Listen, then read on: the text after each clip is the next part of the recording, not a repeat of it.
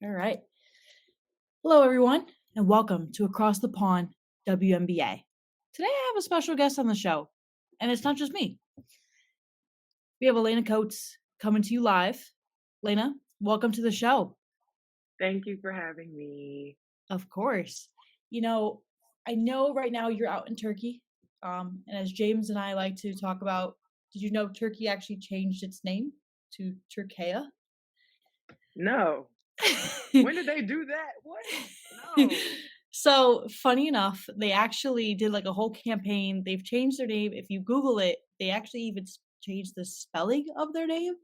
So, since you're actually there, we were having a whole debate. We were like, maybe she knows about it. I don't know a thing. This is news to me. I'm just like, Turkey? Yeah, I mean, Yeah. what? So, you're out there currently. How are things going for you out there? They're going good right now. It's our bye week, Okay. so I'm actually enjoying the second of our 2 days off. Yeah. We did when I came out here, things weren't like the best. I think we were like sitting at 10th. Okay. Um, and this is a game of basketball. Things happen sometimes. You win some, you lose some. And Yeah. I think we're in a pretty good spot right now. I believe we're sitting at seventh, but Okay. there's more than enough opportunity to move up in the rankings. Oh, yeah. Like you said, it's still I mean, it's not early, but it's still you guys have enough it's the second half of the season, so it's definitely time to, continue to work on it. hmm Can you share a little bit about your basketball journey? I mean, when did your love for basketball really begin? So it all started when I was 8 years old. Okay. I had been doing a plethora of other sports. I was doing gymnastics, and my mom Okay. had got me into cheerleading. She was a cheerleader, so she was just like, we're gonna start you off with cheerleading, and it's either gonna stick or it's gonna go with something else."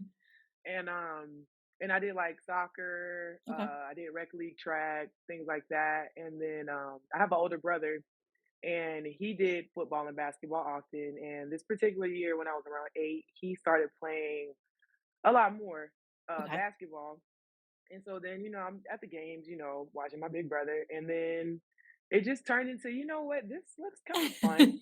Like I want to try it. Yep. And then they signed me up for rec league, and then yeah, it just went on from there. Like Well, I was taller than a lot of the kids my age, and then everyone was just like, you can be really good at this. And in my head, as an 8-year old, I'm just like, I mean, I'm just taller than everybody else. Like, what do you mean? But as I got older, I was just like, oh, okay, I don't suck, and I do have the potential to, be better. So I was just like, why not? why So not? Exactly like you said, like at first it was just like the height, and then you're like, you know what? I think everybody's kind of saying like I'm pretty good at this. All right. Cause like, I feel like sometimes nowadays, they see, like, a tall youngin, and they're just like, "Oh, you're gonna be great," and it was just like, "We gotta develop that," height's not a talent, that's No. genetics, you know? You gotta teach, you gotta do something with that height, Yes. so Mhm. and, luckily for me, my dad, he knew a whole lot of people Okay. who played basketball and did training and stuff. And I was able to play AAU. I Okay. was able to play for my school teams when I got older, and Yep. I was able to do individual training. And here we are. Well, obviously you probably went through some challenges as you were playing. What challenges hmm did you face along the way and how did you overcome them to really get to the level you are today? Um, well, honestly, the biggest challenge for me was really learning the game of basketball. Again, I'm Okay. just a tall kid, rec league. Um, I'm just running up and down the floor, just trying to stay in shape.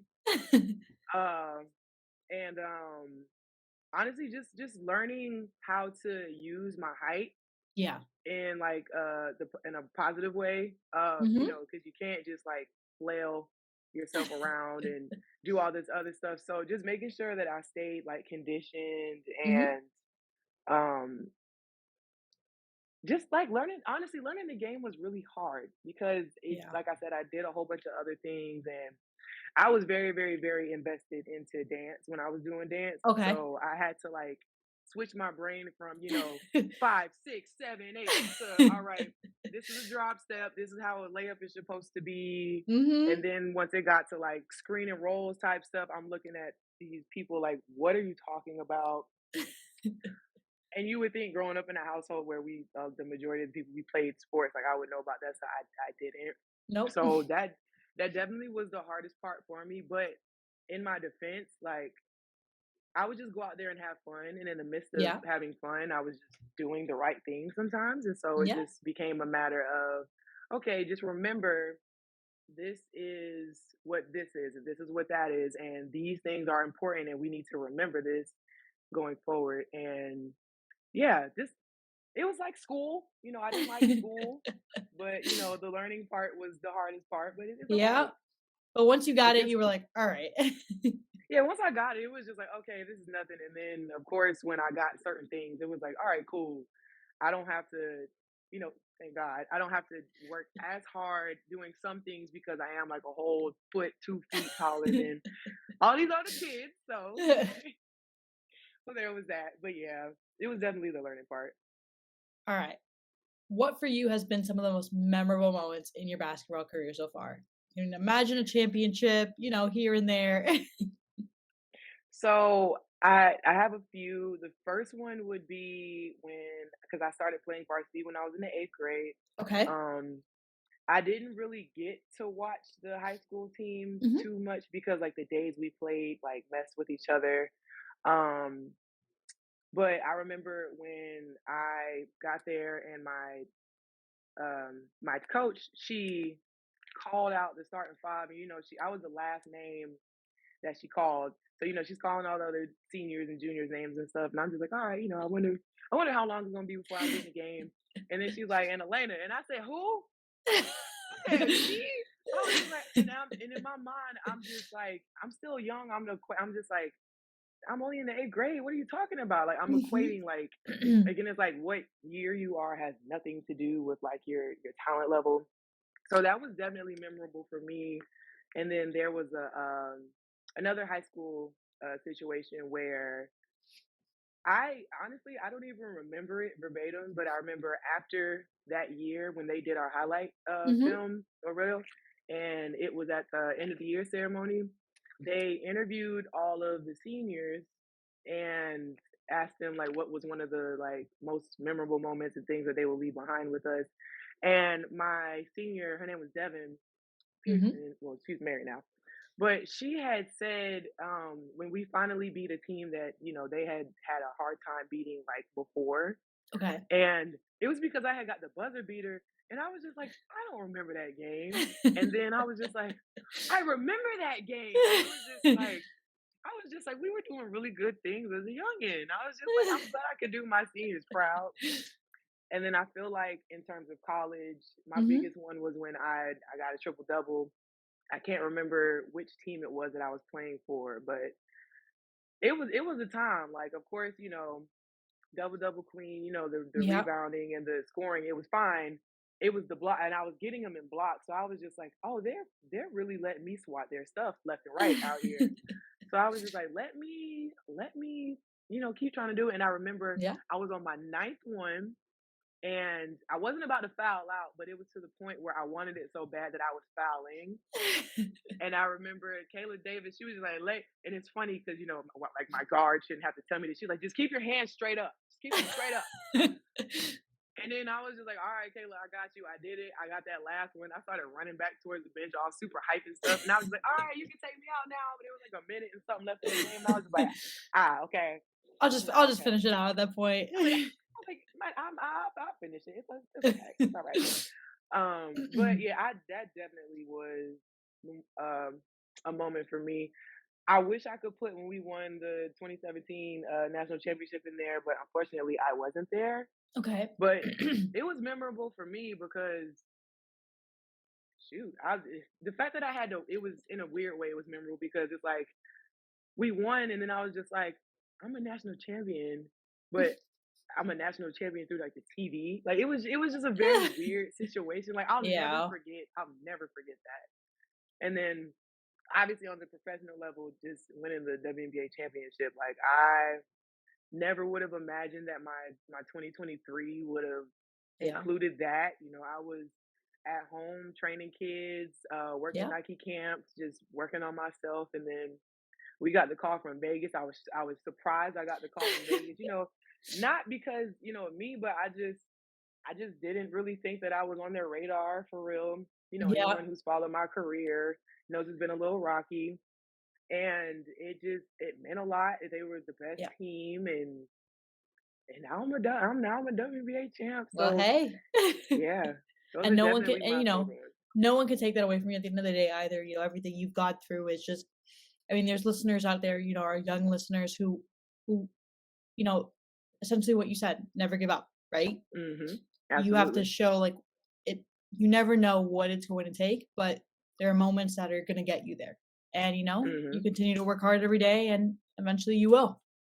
Absolutely. Like, there's so many people. I remember doing a podcast earlier last year, and I remember talking about Shea Petty and just how she inspired me because Okay. she, stayed the path and she did her due diligence and she ended up getting herself a WNBA championship with the Washington Mystics, I think in Mhm. 2019. And then after that, she was able to find her forever home. So it's like, I feel like people like her, like people like us, Mhm. I always say I appreciate these type of opportunities because I like to use these to help amplify like our story because there are going to be other young men and women that go Yeah. through these things and it's just like just understand it's okay. Your timeline is your own timeline and Yeah. don't compare yourself to anybody else. Like just stay the course, do what you need to do, and then everything's gonna work out when it's time. Yeah, focus only on what you can control. I'm a big proponent on that. Like, Hmm. obviously everybody's story is going to be different, but focus on what you can physically control and that's all you can do. Absolutely. So I have some questions for you. What are your goals for the future both in basketball and beyond? I definitely first and foremost the closest near future goal that I have is to get the most improved Okay. award in the WNBA. I've been working really hard, and it was a short amount of time that I was there. I want to. These are all goals. Make a roster, Okay. play. Get more than like 6 minutes. Yeah. Um, just go out there and just play my basketball. I feel like I Yeah. haven't felt like myself and played like myself since my Okay. injury. Mhm. And I feel like I definitely never had been able to show my true self in the Yeah. WNBA. Um, so becoming like the most improved player is definitely like the top tier goal. Obviously, I would love to win another championship. The city of Vegas, they made me realize I was like, this is some this is nice. This is crazy work, and it's just like so many people wanted to see us afterwards, and just the fans were amazing. Yeah. Like I was welcomed off rip before I even got there, and it was just such an amazing experience. And I also just want to be on the leaderboards, break Yeah. some records. Like Mhm. I'm only 28, but I still consider myself young in the game of Mhm. basketball, and I feel like there's so much that I have to show. And some people are like, "Oh, she's washed up, she's this, she's that." I was like, "No, I'm really not. I just needed the time and opportunity." And I thank Vegas so much for the opportunity to be able to come out and do my due diligence. I feel Oh like when I yeah. was there, I felt comfortable. I was able to get rebounds, get shots. I was able to play my role Mhm. and not feel like if I screwed up in the slightest, then it was immediately get her out of there. So absolutely thank them for that. Like they're just amazing. There's so many good things I can say about Vegas. They are an amazing organization. The group of girls, the coaching staff, the training staff, the front Oh yeah. office. Like there's, I could go on about them all day, but I know we can't. Um, but I definitely also that is another goal of mine is to make it back to Vegas and to Yeah. be able to continue to play in front of those fans and be able to um I want to be able to do my big one on one of the biggest stages that I know. Like Of I got a course. taste of it and I want more of it. Yeah, So especially, like, once you definitely get that taste, you it's like you wanna get back to that. You wanna have that again. absolutely. And they are they train their high level, like, you can't say that they don't develop their players. And, as a professional organization, there's people out there that's like, that's not their job. You should be doing that on your own. I was like, no, they're gonna do everything in their power to make Yeah. sure they help you. Asia has been getting better every single year that she's been there. Jackie Young, we played together in 2019 for a little bit in Israel.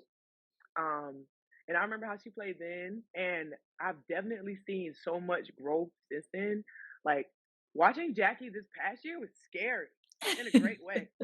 In a great way. I love to see it, and it's like I would love to be able to be in that same type of situation. Yeah. Definitely, you hear about it in the professional level, there is not as much development, but there's definitely, especially in the WNBA, like because it's such a quick season.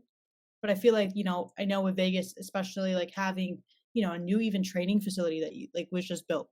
So I think that's cool to see as well. And, and wanting to develop the players, that's also really important. Mhm. Like you said, wanting to continue to grow and be the best that you can be in that level. So Mhm. got a little quick fire game for you where Okay. it's going to be questions outside of basketball. So Okay. whatever comes to head. All right. Last show you really binge watched. One Piece. It's hard to binge watch for real because I'm dub only, and they Okay. keep like giving us 12 episodes per month or whatever. But every time they come out, I'm binging it, and then I have to find something else to watch. Well, as you can see, I love me some One Piece, so yeah. All right. You said you weren't a fan of school. What was your favorite subject in school, though? I loved English language arts. Okay. Anything ELA, reading, writing, short stories, just it was my favorite. Math? No. Math, science, and I can't count lunch and recess, so it was definitely English language arts. Okay. If you cook, which dish do you cook best? I am a great quesadilla girly, actually. I Okay. actually just finished up the rest of my chicken and shrimp quesadillas before this. So, Ooh, okay. I was gonna yeah. ask what you put in the quesadilla. Okay. All right. With the holidays just having happened, what is your favorite holiday tradition? So it's a new tradition that my mom started Okay. not too long after my father passed. Mhm. I don't know if you've ever seen those videos where there's like gifts for the amount of people who are in the circle or whatever, and someone reads something and it's like Mrs. Wright and Mr. Wright, and then you have to like rotate Mm, the gift or whatever. It was different, but I really liked it. I really like that tradition because it's okay. just like you don't know what you're gonna get, and if money's involved, it's just like, do I have the one with the 100 in it, or do I have the one with the 20? Like, either way, I'm happy, but it's like I want the one with the 100 in it. Obviously, yeah. So I've actually I never like heard that of one. that game, but that actually sounds really fun. Oh, it's extremely fun. It is very fun. So now I guess I have one last question for you. It's not quick fire, but Okay. I know we've talked about training a little bit. With all the basketball you're playing in the States and overseas, you got to train constantly to be the best. hmm What does a training day typically look for you like for you? Because I know our younger listeners want to play professionally and want to know. So what can you leave them with in that sense? So me personally, I have a personal trainer, Okay. um, and we work out a minimum 4 times out, actually 5 times out of the week. Okay. Um, it definitely involves plenty of stretching, like no matter how much weight and stuff that you lift, you have to stretch. You absolutely have to stretch. It's very important. I know after practice, after games, some people are just like, "Oh, I don't want to." No, you should. It's very beneficial. We do everything. We do arms, we do legs, we do core, deep core at that. I also think that people don't understand that you have to have a strong core, Okay. because if not, your center of balance can get messed up. Someone could come and just like knock you over, or if you have a strong core, they could bounce off of you like Yep. you're a brick wall. We want to bounce people off of us. We don't want people to knock us on the ground. So I definitely do those things. And then we incorporate what is it called? Pull workouts. Okay. It's very, very, very good on the joints. And I'm trying to think of like the terminology that he would use, but just like the resistance and stuff that you have Yeah. doing things in the Mhm. water, it's very beneficial, especially if you do stuff in the water and then you come out. So, like, for example, we'll do pool sprints or whatever, Okay. and like we'll just go down and back, as fast as you can. I mean, it's not like you can Usain Bolt it in the pool, but then it's like when you get onto the court or the field or whatever, then it's you just feel lighter. Your joints just feel better. It's like they've Yeah. been doing all this work, but not anything too tedious. Yeah. And then absolutely have to have cardio days, except I am not a let's just get on the treadmill and run la di da. Like I like to get in the field. I like to run the football field. I like to Yeah. run the heels. Like it doesn't have to Wait, be. wait, I did you think just say running heels? yeah. Well, not in Okay. heels, like run heels and stuff. Oh, hills. I thought you said heels. I was like, "Alright." Oh, no, no. Oh, yeah, no, no. They run it now, unless I'm, running for my life, after the club or whatever, then we'll run in heels. I got the toe strength to be able to stay on Oh. them and take off if I need to. But yeah, no, like running up heels and stuff. So fortunately for me and my trainer, our high school, we went to the same high school together. Okay. His name's Dante Marks. And we went to Dutch Fork High School, and there is this hill. Well, part of her is still there. We called her Big Bertha Okay. before she got completely destroyed.